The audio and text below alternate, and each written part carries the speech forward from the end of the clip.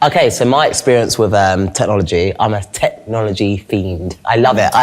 Like my apartment is full of Alexas and, you know, like, obviously I've got every iPhone, I've got my watch, I've got the Mac, I've got probably every technology. My whole house, I could turn the lights on now if I wanted to from here and turn it off or start a party if I really wanted to without anyone at home. I'm the complete opposite. I mean, I say that with an Apple Watch right on my wrist. Yeah. However, this was bought for me by my boyfriend. My phone, I only think I use it really for kind of communication. The only reason I have an iPhone is so I can WhatsApp people, you know, keep up to date. And like I do scroll through Instagram, but you know, I'm really not fussed on having everything up to date. Like I think I've got an iPhone 10, and it's refurbished, and I don't mind as much. So do you feel sometimes that like people talking about certain things or kind of doing certain things, and even though you've got your phone that is for the basic things, Yeah. do you feel you're almost being like left behind with certain like ways of working, certain ways of just being productive in day-to-day life? Like how do you find if someone's kind of, oh, I'm doing this, this, and that, and then you're like, oh, I don't really know how to do it. How does that impact you, considering you only use it for basic? I think so. I mean, even speaking about it, like individually, I said that I only got introduced to ChatGPT 2 weeks ago by my mother, Joy. Yeah. But your life's gonna change now. Yeah, it literally is. But I think it definitely.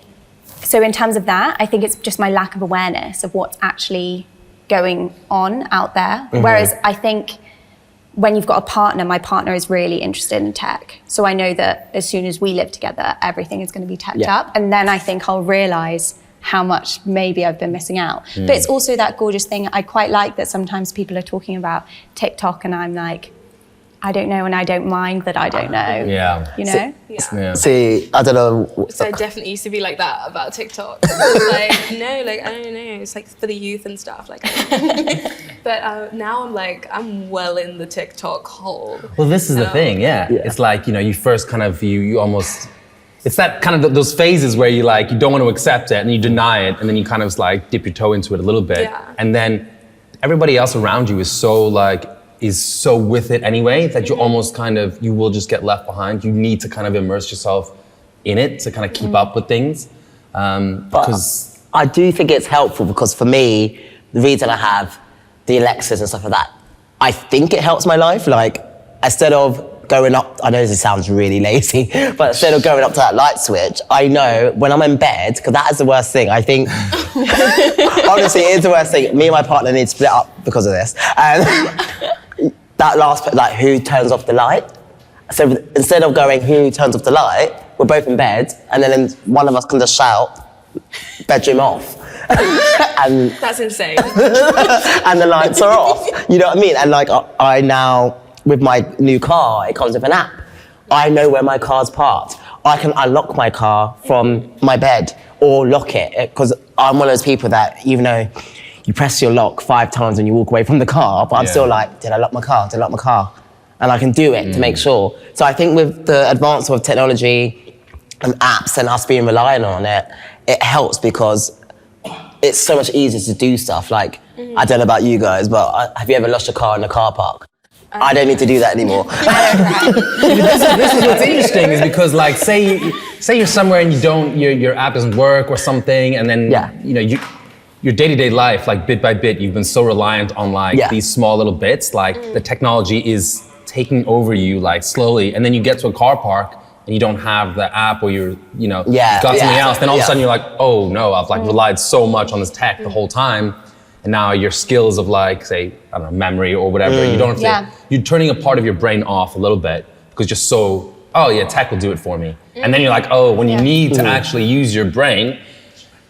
I do understand that, but like, it is so helpful. Like, let's just take basic contactless. Contactless. We can't. My PIN. Yeah, no.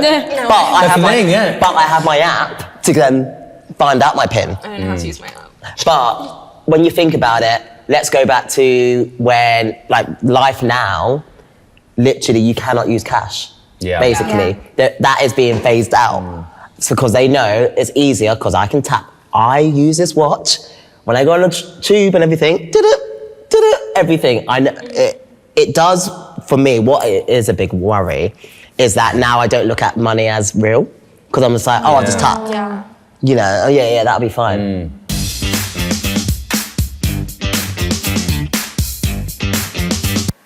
Humans have become very dependent on technology. We all carry around computers in our pockets. And that actually has led to a rise of a condition called nomophobia, which is a fear of not having a mobile phone. I believe it was the European Cardiovascular Medical Institute did a study where they found that the majority of people 35 years or younger have either a moderate to severe fear of not having a mobile device, which I think does indicate that there is a much more reliance on technology and could be considered dangerous, especially in a world where technology is changing so rapidly and preferences tend to cement around things that are concrete to the individual. I think, you know, it's interesting because unless you really love what you do, and we should love what we do work-wise, I think we've almost kind of dreamt of this magical tool to be more productive, and now AI has come in. You know, ChatGPT is like the well-known one, right? But again, in a creative space, is it taking away the creativity, you know, in terms of the work we're doing? Yes, we're being productive, but at what cost? That's kind of the, you know, when I work with it, you know, ChatGPT is very good to kind of kickstart ideas and everything, but then because everyone's using ChatGPT or this AI, are we kind of, we're being productive, but are we going to end up just being kind of the same? Yeah. What do you guys think? I agree with you because, like Hermione, I didn't know about Chat. GPT. Yeah, exactly. I've never used it. I don't use it. So personally, by myself, I'm still productive because obviously our industry, what we all work in, on the move, I can now do emails. I don't have to be like, oh, I'll reply to that when I get home. You know, I can reply to it, or I can send a photo if I need to send a headshot in, or I need to send something in. Like, we could do it on the go. So that's the great. So I don't agree with that statement of the productivity because I feel like I get more done because I can be anywhere and get stuff done. I don't know about yourselves or. Yeah, in regards to it, like stunting creativity, I actually use ChatGPT for my admin side of things, all the things that I don't want to do, my boring emails, so that I have more time to be creative. Because I'm not going to trust it to, you know, paint on the canvas for me. But I know that if it's got all my emails sorted and then I've just got to like make a few tweaks, make it a bit more personal, then I've got all this time to create, script write, you know, paint, all of that. And ChatGPT kind of can't do that for me, I think. I know like AI is doing paintings right now, but nothing beats like a person doing a painting.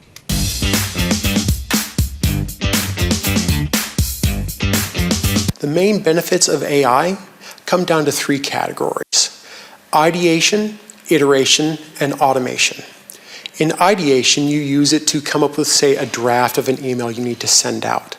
Iteration is then refining the prompts to improve that output. And then automation is taking care of repetitive manual tasks that you would normally have to do yourself. I think it's hard because we don't have to use our brains as much. We can put the information into ChatGPT and it will give us the answer. And then say you're a lazy person, you're like, that's done. Okay, maybe I'll reword it a little bit. But I haven't actually had to come up with a thought or connected individual thinkers' thoughts to create this application, or, you know, even done, I say I apply for something that is a company, ChatGPT can tell me all about that company. I don't even have to research it myself, which I find, yes, laziness goes joy, but really, it's not, I don't think that's good for you, but that is a human failing. I don't think it's necessarily the AI or the tech, it's a human, it's that within us that we could make that choice. But isn't it just making it easier? Isn't it just advancing? It is. Instead of going to a book or like take simply the A to Z back in the day, a map. Now we just have a GPS. It's still, we're still doing the act of going to research, but except you going on Google and training through Google to find out about that company, you can just put through the app instead, and then it will come up. Like you still have to do something. It's not going to do it for you in the sense of you still have to actively. So I don't think it's ruining. I think it's just making it a step easier. Yeah, you know what I mean? Yeah. It is. Yeah, I mean, I think it is making people more productive. But then, if you're not aware of it, then you will almost kind of like let yourself go to this whole AI thing and kind of let it take over your life. This new generation, right? Like they're going to probably base their whole life on being efficient, being productive, everything like that, and it's almost like the AI is controlling. Because it's in its infancy at the moment, so we are kind of the trial, we are the trial subjects for it. And so the fact that, for example, what you were saying earlier about maybe it's making our memories worse. For example, if you do take your map and I can figure out my journey, however, if my phone dies and then I have to figure it out myself, who knows in 20, 30 years, will I still have the ability to do that? Or will I have lost? So it's that that we just don't actually know yet.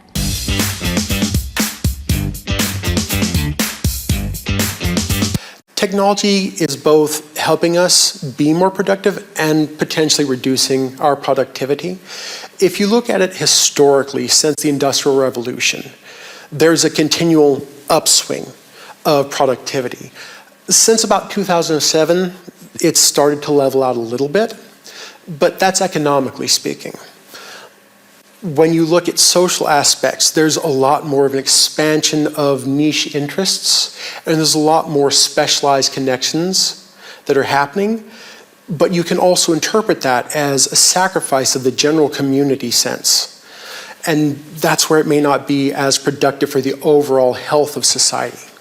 I think that's the issue almost, is like, because everybody's got access to these AI tools. So then we're putting in kind of what we're asking of it, but then the output is gonna be this work that isn't really ours. It's got a bit of influence, it's ours, but then it's almost, people are gonna be questioning. You've got journalists that write these amazing articles, but then we're always gonna be second guessing. Oh, that's AI. Oh, that's AI. And then you lose the credibility away from these artists and these people that are doing good work, And is that going to then kill that industry? I think, though, there will always be original thought. And so AI will move with that, and it will be able to decipher what is just AI. And if everything looks the same, you'll be able to pick out the thing that is that bit different, and that's what will make it human. And well, hopefully, because I think people are already, is that AI? Is that not AI? Yeah, that's like with deep fakes and. Yeah, well, that's the thing. You have to state that this is created using AI. Yeah, that's true.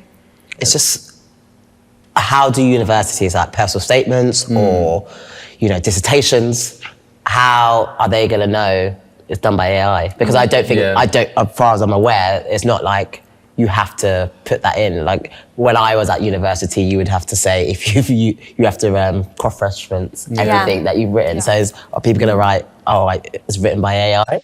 How are we going to know it's been written by AI? Well, I think because you have to submit things online nowadays. I think there is, I don't know, I've heard that you can pick up kind of that plagiarism in the same way you can pick up if it hasn't been sourced correctly or whatever.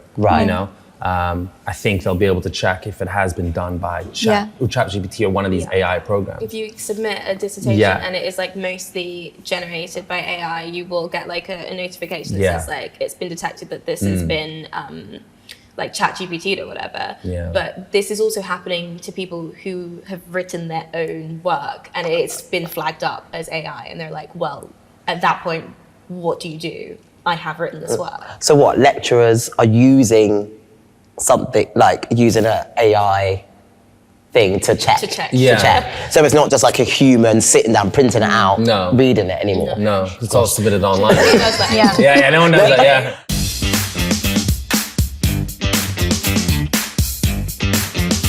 I'll be honest with you, it's going to become very, very hard to decipher real versus false in the future. Currently, you can utilize things like logical fallacies or consistencies in themes across multiple topics to tell when content has been generated by an LLM. But as the harnesses around them get refined and they get more training data, it's going to be tougher to differentiate the specious responses from real factual outputs. Is that the problem there? Like, why aren't we using humans? Like, why aren't the lecturers sitting down with a printed piece, or why is it online? Why It's is more it productive. Yeah. But why does it have to be submitted More online? efficient. Why can't it be printed out? Like, my dissertation was printed out. You had to hand it in at 2 o'clock on Thursday. But think about it this way: if you're a lecturer and you've got 300 dissertations to read, are you going to print them all That's out your job. and That's do what you're it? getting paid for. So, Well, that's a whole different conversation. Yeah. But the thing is, like, if you've got the tools online to help you be productive, Yeah. then you may as well use it to your benefit. That's a way in which you can use like AI and all this stuff to be able to help you, do your work. You don't want to be till like 4 a.m, like marking down essays. Yeah, and a lecturer isn't going to have read, everything in the universe and be able to know Yeah, what yeah. is actually plagiarized and what isn't. And yeah, I do think it's a really interesting idea that we are just mass producing, say, these AI dissertations, these AI essays. However, what's actually in them is all going to be the same, and that will be flagged up. Because I think once we especially get to a higher education level, a university level, what we actually want to see, and especially at master's, say postgraduate, doctorate, you want to see that thought coming from your own head. And that's what gains you the marks, because let's face it, we live in a flawed education system. It's a memory test. And so once everyone has those pieces of information, from then on, we need our own original thinking to influence that and to progress as a society and progress with thinking.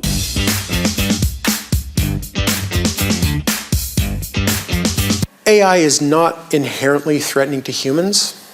As I said, it's all about how it's being used. As to whether it will always need humans to prompt it, no. We're currently seeing the rise of agentic workflows, where generative AI platforms are being given the ability to interact with data and systems on its own.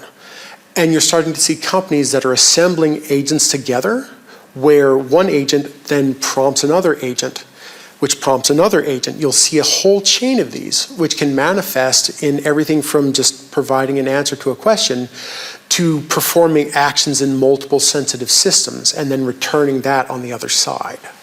And there's something you were talking about earlier, right, with Drake Oh, and his yes. in his label, right? Yeah, that AI, how it recognizes song lyrics. Yeah. So if you were to say one of the names of a Drake song, Certified Lover Boy, it actually comes up with a Kendrick Lamar song where that's like the lyric in the song. That is just a fault in the AI itself. But he's saying that this is part of like a wider problem and it's blocking his music and blocking his progression or whatever.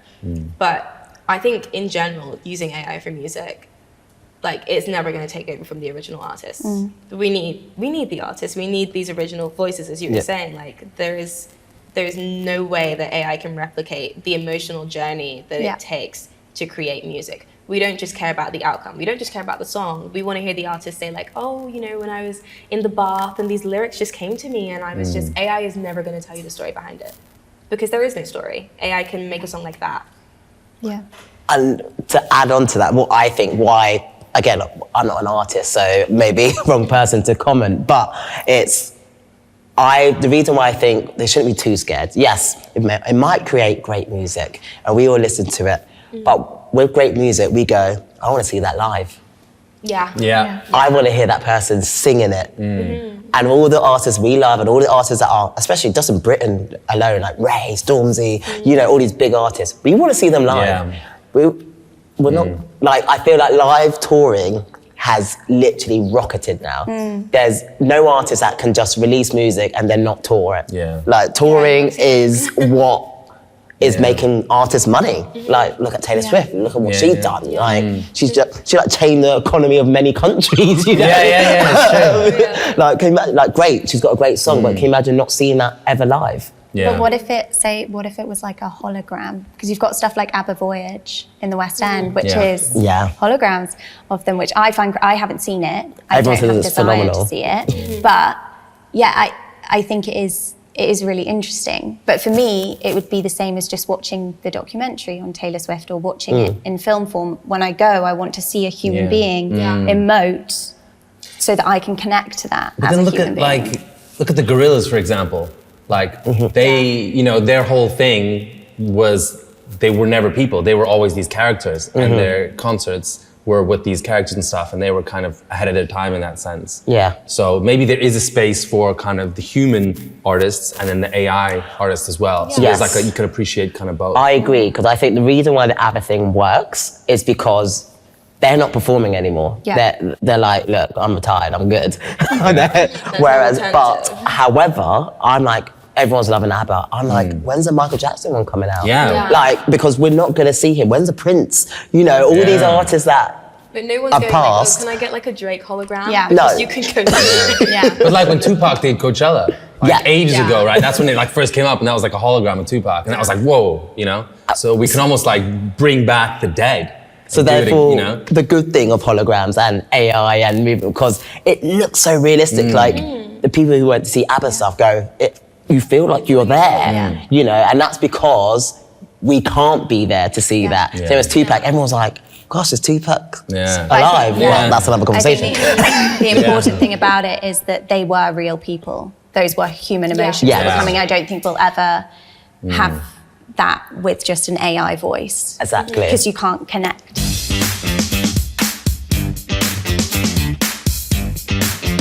If I were speaking to somebody who is concerned about the integration of generative AI into daily life, I would tell them just stop and take a look at it, because there are some that are inherently helpful. They can help you come up with ideas, iterate on them, improve them, and there's some that can reduce a lot of the manual tasks you have to do. But you need to look at how it's using data, especially yours, so that you can be informed and that you can make a decision on whether to use that and give it access to that data going forward.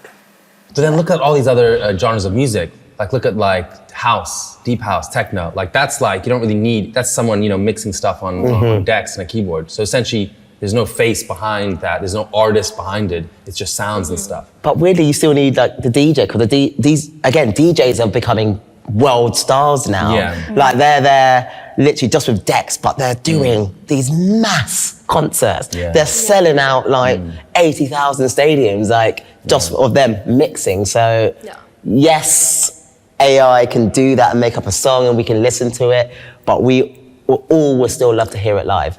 That's like a No DJ matter what. over a playlist, really. Yeah, exactly. The DJ Yeah, is yeah. reading the room and like Yeah. getting But then the crowd again- going. But then again, like AI could develop so much that it reads the room, or you kind of, someone pre-programs the vibe of the night or something, and then it kind of curates these playlists or, songs or whatever. It maybe mixes as it goes along. I think I would accept that in like clubs, because I don't know about you guys. I sometimes go to clubs and I'm like, that DJ's not great. Yeah. I'm not saying we should get rid of DJs, because obviously, Some of that. But club DJs, sometimes they don't read the room. There are certain DJs out there who just go, I'm going to play what I want to play. But if you had an AI It's selfless. feeling the Inherently. vibe, and that would work great. And I think companies would buy into that, because then if that club is packed out and they know everyone's on the dance floor, if everyone's on the dance floor, everyone's buying more drinks because you're a bit more thirsty, and everyone's buying drinks, you're making profits. So therefore, the clubs are going to be like, let's just have it. And it's cheaper for them. They save like 500 quid a night hiring a DJ just to have a AI playlist that caters to why people turn up to their door to party, which I think is a good thing, but then maybe poor club DJs, obviously.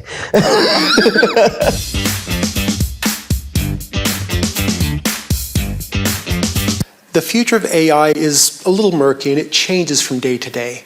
Some people believe that generative AI is going to lead to this massive revolution of changing how everyone works. People will focus more on the original ideas of things and use generative AI to produce it. Others don't necessarily agree with that. MIT published a study where they said that of all of the generative AI solutions that are being implemented today, only about 5% are showing valuable outcomes. And there's a real large chance that 95% that aren't will be discontinued within a calendar year.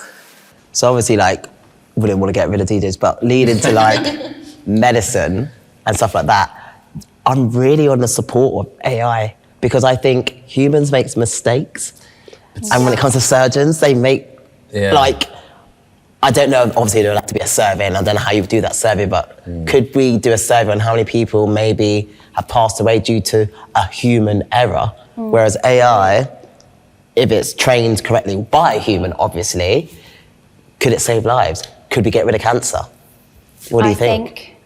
I mean, at the moment, AI in medicine is only extended to radiology, for example. So it's scanning these X-rays and then telling the doctor what's kind of cropping up, and that's as far as it's going. And they're still kind of it's in its infancy again. So I think it would be very far in the future, but thinking about it in terms of whether it could actually replace doctors themselves, maybe in surgery, I do agree. Yeah. But it's going to be hard because AI will still make mistakes. And then for the family, it's hard knowing that it was a machine, that you don't have someone human to talk to where do you place your blame? Because there's a lot of grief that comes into that. My dad's a doctor, and I know that a big part of his job is telling families that their son, daughter, brother, mother is going to have to come off of a ventilator or has died, and they need that human interaction. I don't think that part of medicine could be replaced, if that makes sense. Yeah, 100%. I think if it ever got there towards surgeons, I would hope it would be such a good thing that it can just easily work out, be like, oh, I know what to do to make sure this is a success. There's no sign in your life where to say, if something goes wrong, it's not our fault. It's none of that. It'll just be like, no, it will go right because AI knows what it's doing. However, I think if we were to put that aspect into maybe childbirth, and I know as people of colour, obviously, black women are more likely to die in childbirth. And that is because, I don't know, they're seen as stronger and stuff. So what they say when it comes to like medicine, they're like, you need to be shouting, hollering. Yeah, you whereas need to advocate for yourself. Advocate to be like, oh, I'm in pain. Whereas, like you said, a machine wouldn't be able to work that out whether, oh, because you are nice and calm. That's true. Oh, you must be fine. There's no prejudice. Yeah. Machine.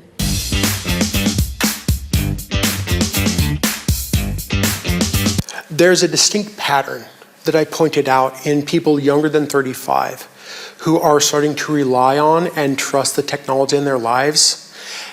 And while that's a good thing in that it can help you take care of a lot of the things that can be stressful or difficult to do, it can help you gain access to expertise you wouldn't easily have access to, it also creates larger risks because life skills can't be learned from an LLM. You can't and shouldn't go to an LLM to figure out how to deal with emotional or psychological trauma. A generative AI model should not be consulted for medical decisions. Areas where there needs to be a more discretionary level of expertise, those should have a human in the pipeline. And it also comes down to people need to better understand the technology that they are relying on, that they're trusting, to help them make decisions for themselves. And with that comes understanding of how that affects their privacy and who has access to information about them. I think it's been a game changer. I think from the pandemic onwards, I mean, just even the fact to be able to be hybrid working to start, and then to be able to have all these other bits that facilitate throughout the work day, whether it's, Google's got Gemini, which is their own kind of thing.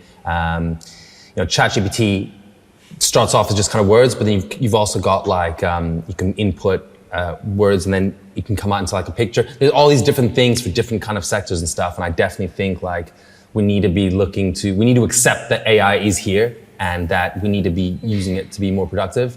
And then the other areas of our lives will just be that, much more happy because work has been taken care of, I don't know, it's an interesting one. But then again, there might be some people that do like that old school kind of way of working and don't want to give in to technology, so then they're almost fighting the robots, if you wish. Yeah. Like they are almost fighting this AI, You know, and what point do they give in? It depends on your job, I think, because again, what we do, we couldn't do this podcast from our bedrooms. We couldn't have cameras being controlled. I mean, our crew. You kind of did over the pandemic. Like, people would have to do it from their It's a Zoom bedroom. call. But it's creative. because I worked on shows during the pandemic, and it was so hard to put on a show, because instead of just going next door or sitting next to you now and being like, oh, can you go sort that out? It was just like, all right, I've got to WhatsApp or message you, and then Right like, now, I'll CC you in as well. you The whole know, thing. and like, I know BBC do it a lot. They obviously use automated camera, but there's nothing beats this lovely camera crew here. Like, if someone was to die right now, like, for the camera to go down, I don't know if you don't know what to do, but I wouldn't want to be sitting here trying to figure it out. They're there to sort it out. But I think it's obviously great. I think it depends on obviously your occupation. I do think it gives people a bit more freedom. Like, no one's using their 30-day holiday a year to go to a doctor's appointment anymore. It's like you can pop up to a doctor's appointment and still get work done. And I think a lot of people, depending on who you are, I think you should have that choice. If you think, oh, I get more done in the office, then you should be allowed to go in the office. There should be a base. I don't think they should get rid of offices. I think there should be an option, I can go in. But if you get more done at home, then why not? And if it's proven in your work you are getting more done at home, why not? Like, I think it all just comes down to efficiency. Am I getting up at 6 a.m. to start traveling at 7 a.m. to get there at 8 a.m. and then starting there? Or am I starting with a completely, awake, fresh brain at 8 a.m. and I can just log on in my study and get started? Especially, you're not paying for public transport either. You're not having to interact with more people, not getting sick on the train. You're in your comfort zone. You can log on. They can track your productivity. I hear they're tracking like the amount your mouse moves or whatever. I mean, I know there are people that just kind of but they are, trying to track your productivity. I think if the work is getting done, doesn't matter where you are. I do think though that maybe there is not that kind of like interpersonal kind of relationship building happening with like a creative team. Perhaps you don't really know the people you're working with. It's true, but I just think sometimes, like when you get into the office, you say hello to, I'll be like, oh, hi, Amani. Oh, can we get a cup of tea? You have a little chat, we'll catch up. What have you been up to this week? That's like 20 minutes where I could have been working. Because if I'm at home, I get my cup of tea, I ain't chatting to no one else. I'm doing my work. As humans, do we need that though? Just like a little work check-in. friend. A check-in. You don't know how your colleague is doing if they're just logging on. You're like, oh yeah, Susan's logged on and she's fine, But if I see Susan and she looks like crap, I'm like, oh, what's going on? Like, how can I help? How can we make work a more comfortable situation for you? Otherwise, there's no other way.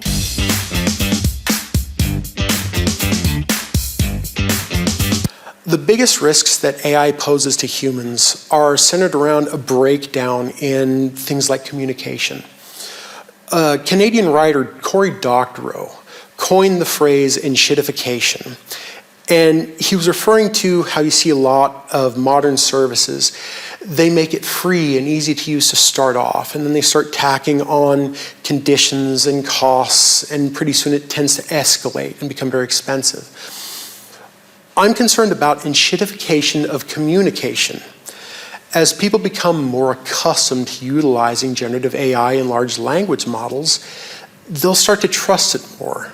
As they trust it more, they'll stop putting themselves in the pipeline of its outputs, checking the factuality, making sure that the language being used is proper, it's appropriate, and it fits our common communicative patterns. And as such, that will start to sway how we communicate.